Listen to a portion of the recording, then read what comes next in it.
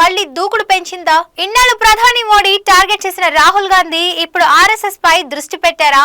రాహుల్ తాజా వ్యాఖ్యల వెనుక అసలు వ్యూహం ఏంటి? కేంద్రంలో జరుగుతున్న రాజకీయ మార్పులు ఏంటి? ఈ వీడియోలో తెలుసుకుందాం.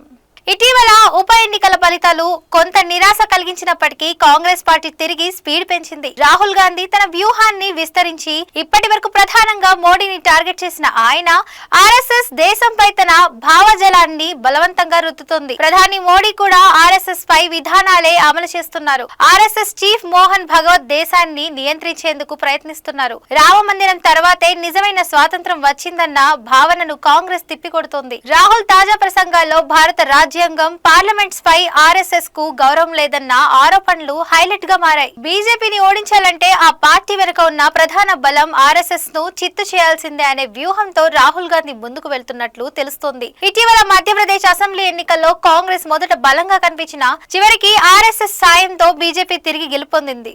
మధ్యప్రదేశ్ ఎన్నికల్లో కాంగ్రెస్ పూర్తిగా ఆధిపత్యం కనబరిచిన ఆర్ఎస్ఎస్ కార్యకర్తలు గ్రామాల స్థాయిలో బీజేపీకి మద్దతుగా పనిచేశారు. శివరాజ్ సింగ్ ను తప్పించి కొత్త నాయకత్వాన్ని ముందుకు తేవడం వెనుక ఆర్ఎస్ఎస్ పెద్ద పాత్ర పోషించింది. కాంగ్రెస్ ఎక్కువగా ఊహాజనిత విశ్వాసంతో ముందుకు వెళ్లగా ఆర్ఎస్ఎస్ మాత్రం గ్రౌండ్ వర్క్ బలంగా అమలు చేసింది. బీజేపీ నేతలు రాహుల్ విమర్శలను తిరస్కరిస్తూ ఇవన్నీ రాజకీయ నాటకాలు అని కొట్టిపారేస్తున్నారు. అయితే ఆర్ఎస్ఎస్ మాత్రం ఈ విమర్శలను పెద్దగా పట్టించుకోకుండా తన యథావిధిగా తన విధానాలను అమలు చేస్తుంది. మోహన్ భగవత్ బహిరంగంగా కాంగ్రెస్ వ్యాఖ్యలపై స్పందించడం లేదు. ఆర్ఎస్ఎస్ అంతర్గతంగా బీజేపీని తప్పుబట్టే అవకాశాలు ఉన్నట్లు వార్తలు వస్తున్నాయి. బీజేపీకి ఎక్కడికక్కడ ఎన్నికల్లో ఎదురొచ్చే సమస్యలను సొంత శక్తితోనే పరిష్కరించుకోవాల్సిన అవసరం ఉందని ఆర్ఎస్ఎస్ భావిస్తున్నట్లు తెలుస్తుంది. రాహుల్ గాంధీ కొత్త వ్యూహంలో ప్రధాని మోడీని కాకుండా ఆర్ఎస్ఎస్ ను నేరుగా టార్గెట్ చేయడం స్పష్టంగా కనిపిస్తోంది.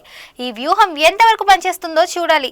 బీజేపీకి మిశ్రమ ఫలితాలు వస్తున్నప్పటికీ ఆర్ఎస్ఎస్ వ్యూహాత్మకంగా వ్యవహరిస్తూ బీజేపీని తిరిగి బలోపేతం చేయడంతో ముఖ్య పాత్ర పోషిస్తుందని కాంగ్రెస్ అర్థం చేసుకున్నట్లు కనిపిస్తోంది.